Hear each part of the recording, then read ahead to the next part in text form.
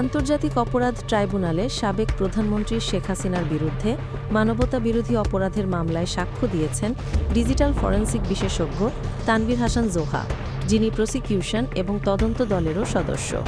শেখ হাসিনার সঙ্গে ঢাকা দক্ষিণের তৎকালীন মেয়র শেখ ফজলে নূর তাপস, ঢাকা বিশ্ববিদ্যালয়ের সাবেক উপাচার্য এস.এম. মাকসুদ কামাল এবং জাসদ সভাপতি হাসানুল হক ইনুর কথোপকথনের 4টি অডিও তিনি আদালতে উপস্থাপন করেন। এসব অডিওতে এই তিনজনের সঙ্গে আন্দোলন দমনের বিষয়ে যার কণ্ঠ শোনা গেছে, সেটি শেখ হাসিনার বলে এ বিশেষজ্ঞ মতামত দিয়েছেন। তার ভাষ্য, এখানে শেখ হাসিনার কণ্ঠে ড্রোন দিয়ে শনাক্ত করতে এবং হেলিকপ্টার থেকে গুলি চালানোর নির্দেশ দেওয়ার কথা বলতে শোনা যায়। ট্রাইব্যুনালে অডিওগুলো বাজিয়ে শোনানো হয়। তানভীর হাসান জোহা এই মামলার 53 নম্বর সাক্ষী।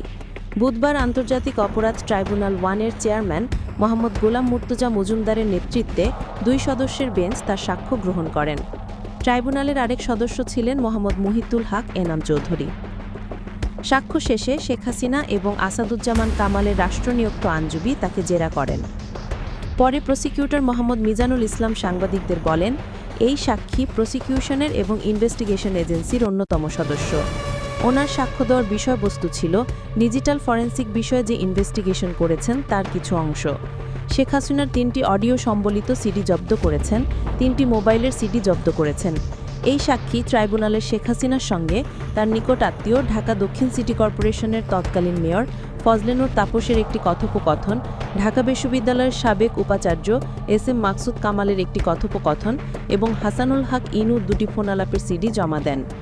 এই সাক্ষ্য বিটিভির মাধ্যমে সরাসরি সম্প্রচার করা হয়েছে। মিজানুল ইসলাম বলেন, শেখ হাসিনা এবং ফজলে নূর তাপসের কথোপকথনে আন্দোলনকারীদের দমনের জন্য শেখ হাসিনা লিথাল উইপেন গুলি করে হত্যার নির্দেশ দিয়েছেন, ড্রোন ব্যবহারের নির্দেশ দিয়েছেন। ড্রোন ব্যবহারের মাধ্যমে শনাক্ত করে হেলিকপ্টারে গুলির কথা বলেছেন। অডিওতে এস.এম. মাকসুদ কামালকে তার বাসায় ছাত্রলীগ সভাপতি সাদ্দাম সহ কয়েকজনের অবস্থানের কথা বলতে শোনা যায়। এ ব্যাপারে মিজানুল ইসলাম বলেন, ঢাকা বিশ্ববিদ্যালয়ের ভাইস চ্যান্সেলর মহোদয় একজন শিক্ষক হিসেবে যে ধরনের কথাবার্তা বলেছেন, সন্ত্রাসী লালন পালনের যে প্রক্রিয়া বর্ণনা করেছেন তা অত্যন্ত দুঃখজনক। উনি সন্ত্রাসীদের কিভাবে লালন পালন করবেন, কিভাবে ব্যবহার করবেন তার একটা বর্ণনা দিয়েছেন।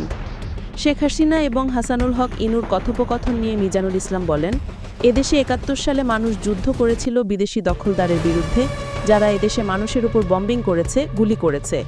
দেশের একজন সরকার প্রধান, যিনি তাকে নির্বাচিত দাবি করেন, তিনি জনগণের বিরুদ্ধে 36 সেনা এবং হেলিকপ্টার ব্যবহার করে গুলি করার নির্দেশ দিচ্ছেন, বম্বিং করার নির্দেশ দিচ্ছেন। এখানে আরেকটি বিষয় হচ্ছে, ইন্টারনেট সেবা উনি বন্ধ করে দিয়েছেন, সেটাকে ভিন্ন দৃষ্টিভঙ্গিতে উপস্থাপন করতে চেষ্টা করেছেন।